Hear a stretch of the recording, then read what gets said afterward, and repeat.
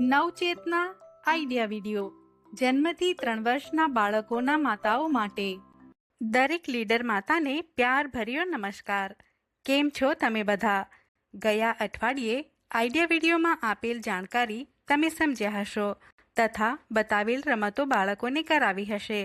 ચાલો તમારા મજેદાર અનુભવો અહીં સૌને જણાવીએ। તમારા અનુભવ જણાવો ત્યાં સુધી વિડીયોને અહીં રોકો। ચાલો હવે આગળની પ્રવૃત્તિ કરીએ જેનું નામ છે મળીને કંઈક કરીએ। આ અઠવાડિયાની મજેદાર રમત સ્ટ્રોની રમત। દરેક માતા લાઈનમાં ઊભા રહે, તેમની નજીક સ્ટ્રો મૂકો। થોડા દૂર અંતરે એક ટેબલ પર દરેક માતાની સામે એક બોટલ મૂકો। હવે લીડર માતાના 1, 2, 3 બોલવાની સાથે દરેક માતા પોતાના મોઢામાં સ્ટ્રો પકડીને દોડતા જઈ ટેબલ પર મૂકેલી બોટલમાં સ્ટ્રો નાખે।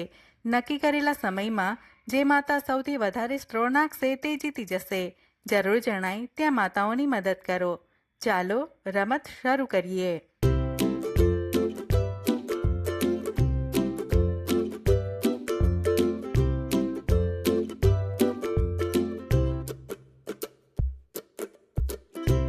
તમારા અનુભવ જણાવો ત્યાં સુધી વિડીયોને અહીં રોકો। ચાલો હવે આગળની પ્રવૃત્તિ કરીએ જેનું નામ છે મળીને કંઈક કરીએ।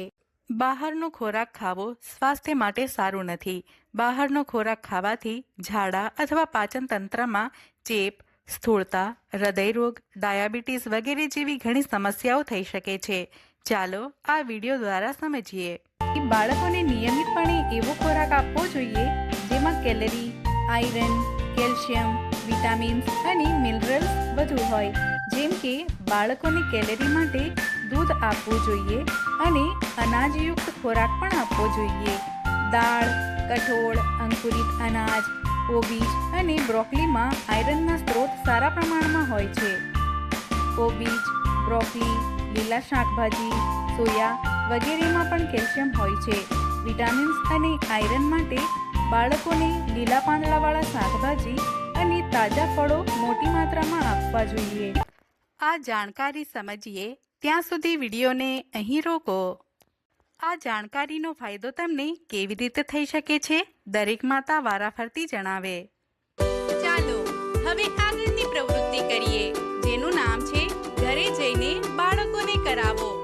બતાવેલ રમતો દ્વારા બાળક આસપાસ ઉપલબ્ધ વસ્તુઓના આકાર અને કદમાં સમાનતા અથવા તફાવતને સમજવા લાગે છે।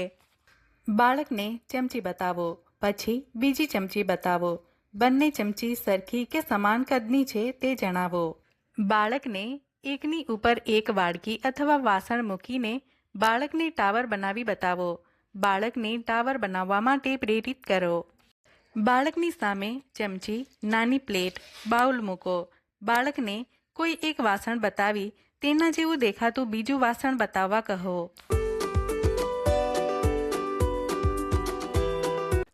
બાળકની ઉંમર પ્રમાણેની રમતને સમજો ત્યાં સુધી વિડીયોને અહીં રોકો।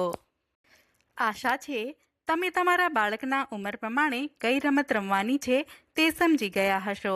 આવતા અઠવાડિયાની મીટિંગ થાય ત્યાં સુધી તમારા બાળક સાથે દરરોજ થોડો સમય કાઢીને જરૂરથી રમો। આજની પ્રવૃત્તિઓ અહીં પૂરી થાય છે। આવી જ વધુ માહિતી અને પ્રવૃત્તિઓ સાથે આવતા અઠવાડિયે ફરી મળીશું। ત્યાં સુધી તમારું અને તમારા બાળકોનું ધ્યાન રાખજો। હસતા રમતા રહો। ધન્યવાદ।